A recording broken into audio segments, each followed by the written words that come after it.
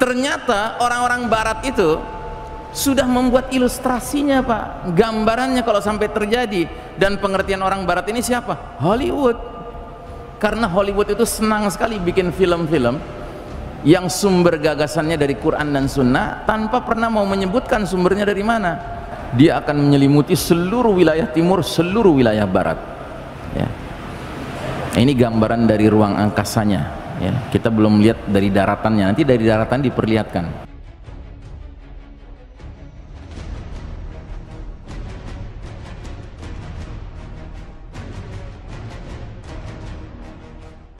Kembali lagi ke surat Ad-Dukhan, di ayat ke-16-nya Allah Ta'ala berfirman, Yawma nabtishul batshatal kubra inna muntaqimun. Ingatlah hari ketika kami menghantam mereka dengan hantaman yang keras, sesungguhnya kami Allah Ta'ala adalah pemberi balasan.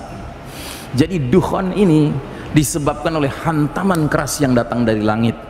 Dalam bahasa surat At-Tur Allah menggunakan kalimat kisfan minas sama'i saqiton, bongkahan-bongkahan batu berjatuhan dari langit. Kalau dalam bahasa hadisnya, bintang berekor jatuh di bulan Ramadan.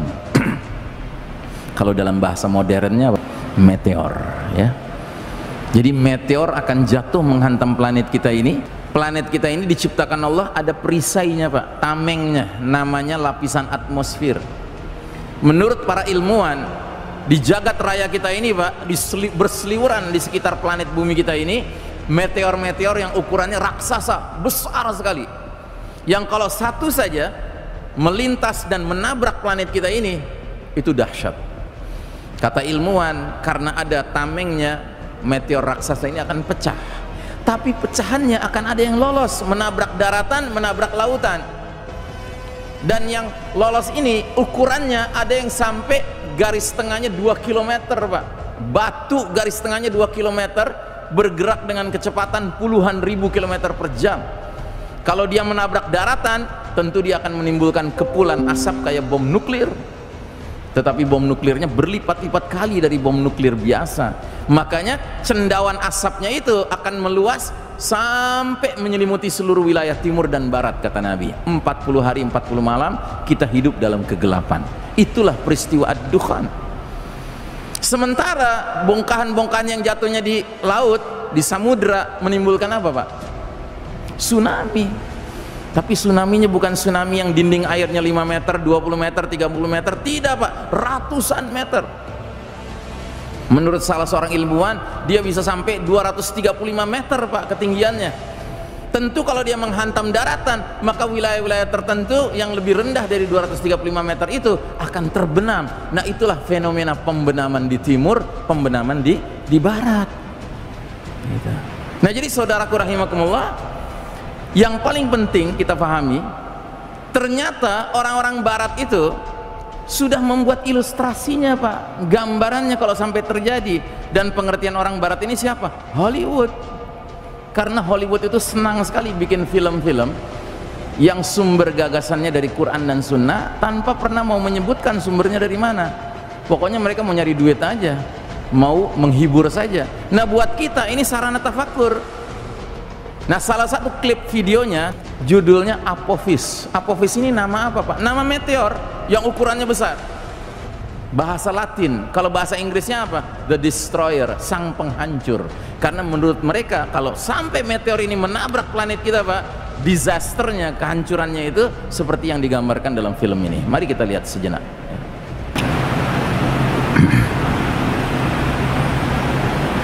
Nah ini meteornya sudah bergerak ya, dia akan menghantam planet kita.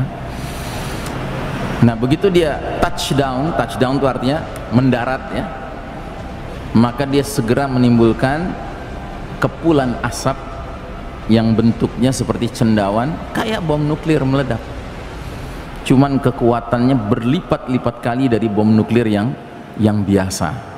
Makanya Nabi mengatakan dia akan menyelimuti seluruh wilayah timur, seluruh wilayah barat ya.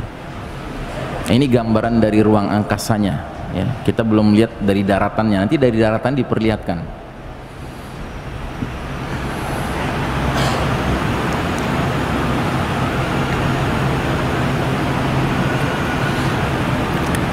Nah, ini gambaran dari daratannya.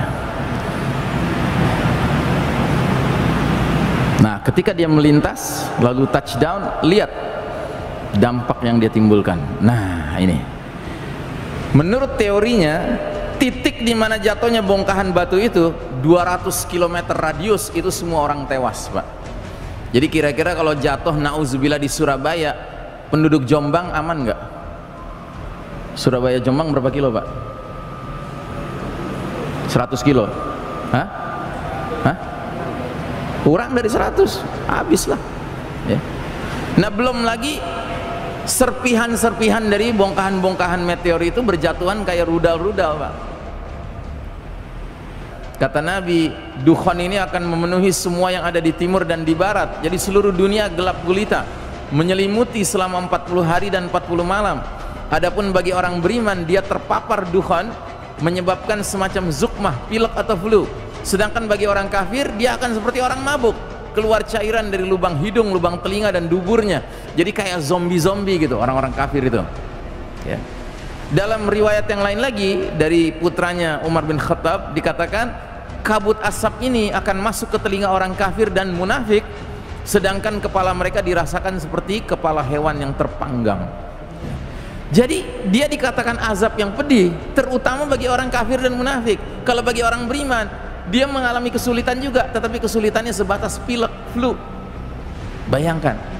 Jadi kalau kita dipanjangkan umurnya sampai harus mengalami dukhan, pastikan iman kita terpelihara supaya badan kita nggak ikut membengkak, supaya nggak keluar cairan-cairan dari lubang telinga kita, karena itu azab bagi orang munafik dan orang kafir. Tapi bagi orang beriman ya, dia mengalami kesulitan, tapi kesulitannya sebatas pilek dan flu saja ya. Nah, yang lebih penting lagi adalah mengantisipasi dampak dari hantaman keras serta dukhan ini. Yang pertama yang akan muncul adalah vast continental landslides, pembenaman bumi berskala benua. Ya, jadi bayangkan kalau ada bongkahan batu yang jatuhnya ke tengah-tengah Samudra Pasifik, tentunya ada mega tsunami bergerak ke kanan, menghantam wilayah barat, Amerika Utara, Amerika Selatan, dan ada yang menghantam ke kiri, menghantam wilayah Asia Timur. Sehingga pembenaman di timur dan pembenaman di barat kita khawatirkan akan mencakup wilayah seluas ini, Pak. Jadi wilayah yang akan terbenam di sebelah timur nantinya adalah wilayah Rusia bagian timur, China, Jepang, ya, Vietnam, Kamboja, Filipina, Malaysia, Australia, Selandia Baru, dan negeri ini nih, Pak. Ini negeri apa nih? Ya kan? Ini akan terbenam. Tidak bermaksud menakut-nakuti ya, cuma ini logikanya saja. Kita berpikir logikanya saja. Termasuk kita renungkan hadis-hadis tentang peperangan di akhir zaman, di zamannya Al-Mahdi, nggak ada menyebutkan negara Cina terlibat di dalamnya, Jepang terlibat di dalamnya, nggak ada. Filipina, ya, Australia, Selandia Baru nggak terlibat. Apalagi Indonesia, nggak ada disebut. Gitu.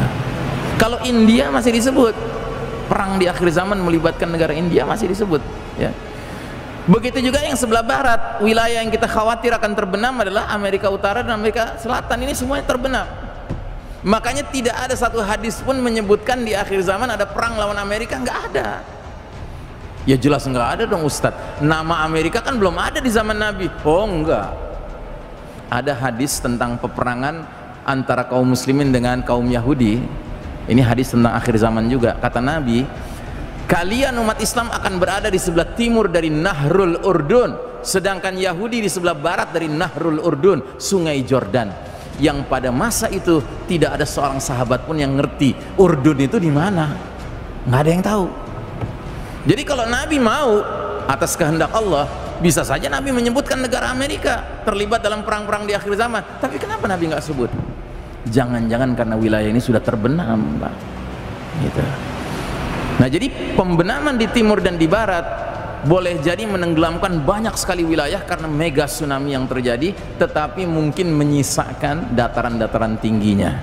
Ya, puncak-puncak gunungnya mungkin masih terjaga, terpelihara. Karena apa? Karena ketinggian puncak gunung, dataran tinggi masih lebih tinggi dari ratusan meter tadi, tsunami tadi. Makanya kalau ada di antara Anda berpikir, wah kalau gitu saya mau ngungsinya ke puncak gunung Merapi misalnya gitu ya, silakan saja. mau siap-siap bikin kampung akhir zaman di situ sama orang-orang beriman lainnya yang sevisi semisi dengan saya, silakan saja. Cuma jangan kaget, nanti Anda tidak lagi tinggal di puncak Gunung Merapi, tapi Anda tinggal di Pulau Merapi, ya, karena sekelilingnya sudah jadi air semua, gitu.